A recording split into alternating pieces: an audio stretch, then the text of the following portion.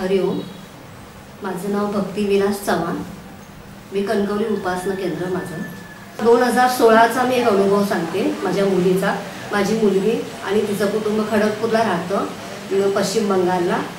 तिचे mister IIT मध्ये MS करतात। गेल्या वर्षी 2014ला ते तिथे ॲडमिशन घेतलं आणि आत्ता त्यांचं सेकंड इयरला 2016ला सेकंड इयरला परीक्षा झाली त्यांची मेमध्ये आणि एक त्यांचा रिझल्ट लागला तर एक विषय त्यांचा राहून गेला।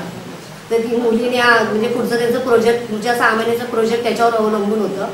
तर मुलीने मला फोन केला, आई असं असं झालं, काय करायचं। तर ती तिथे असली तरी बापूंची भक्ती करते, पण मुलामुळे तिला तेवढं करता येत नाही। तर मी तिला म्हटलं मातृवात्सल्य वृंदावनचं ग्रंथाचं आईंचं पारायण कर। तिने ते पारायण केलं। तिला म्हटलं की पारायण तिने केलं। आणखी आता जुलैमध्ये रिझल्ट लागला। त्यातच मी सतत काही ना काही ते कारणामुळे बापूंचं ग्रंथाचं पारायण, आईचं ग्रंथाचं पारायण चालू असतं। श्रीमद पुरुषार्थ ग्रंथाचं पारायण मी चालू असता तिने 6व्या दिवशी तिने मला सांगितलं, आई यांचा विषय सुटला, त्यांना पुढे काय आता प्रॉब्लेम नाही आहे, म्हणजे त्यांचं व्यवस्थित त्यांचं करिअरचं ते भाग होता, त्यामुळे त्यांना आता व्यवस्थित सगळं अगदी त्यांच्या प्रॉब्लेम सुटले आहेत आमचे।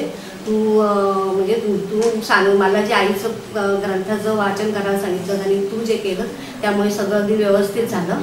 त्यामुळे आत्ता अगदी काही अडचण नाही आहे। अगदी आम्ही माझं कुटुंब आणि मी अगदी आम्ही बापूंच्या कृपेने सगळं अगदी, आणि बापू खरंच तुमची मी आई, तुमची मी आभारी आहे।